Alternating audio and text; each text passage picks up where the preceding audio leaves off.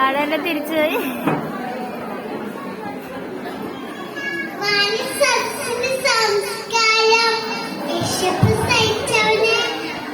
പച്ചവെള്ളത്തിന് മതിയമറിയെന്ന് ചൊല്ലുണ്ട്.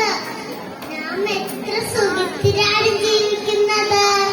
നമുക്ക് ഇഷ്ടമുള്ള വസ്ത്രം, ഭക്ഷണം എല്ലാം നമുക്ക് ലഭിക്കുന്നു. പക്ഷെ അതൊന്നും ലഭിക്കാത്ത കുറെ കുട്ടികളെ ചുറ്റുപാടും ജീവിക്കുന്നു. അങ്ങനെയുള്ള ഒരു കുട്ടിയുടെ കഥയാണ് ഞാനിവിടെ പറയാൻ പോകുന്നത്. എന്റെ കഥയുടെ പേരാണ് ആകികം. ഒരിടത്തൊരിടത്ത് കൊച്ചു ഗ്രാമത്തിലും ഓലമേഞ്ഞൊരു കൊച്ചു കുടിലും ഒരു ബാലൻ ജീവിച്ചിരുന്നു. അവന്റെ പേരാണ് കുട്ടൻ. സ്കൂൾ ജീവിതം എന്താണെന്ന് പോലും അവൻ അറിഞ്ഞിട്ടില്ല. കഷ്ടപ്പാടും ദാദിയും ആയിരുന്നു അവന് കൂട്ട്. ഒരു നേരത്താകാൻ ഭക്ഷണം പോലും കഴിക്കാനവന് പഠിക്കാനായും വളരെ വലുതായിരുന്നു.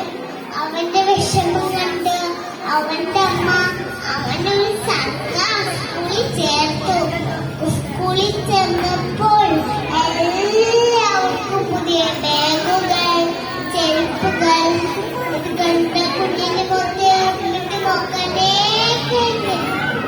അങ്ങനെ അവിടെ വെച്ച് അവര് ബാബുവും വളരെ സുഖത്തിനെ പിടിച്ചു. വളരെ പണക്കാരനായിരുന്നു.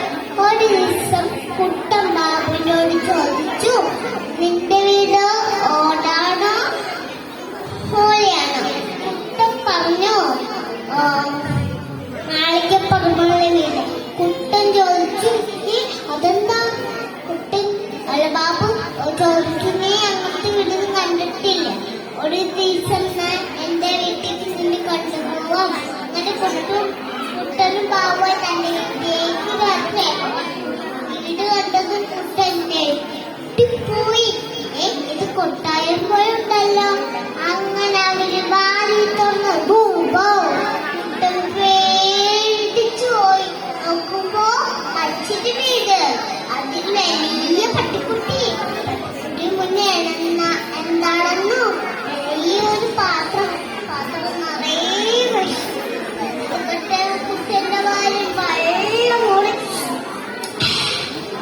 ഒരു ദിവസം എല്ലാവരും ചോദ്യം ചോദിച്ചു, നിങ്ങൾക്ക് ഭാവി ആരാകണം?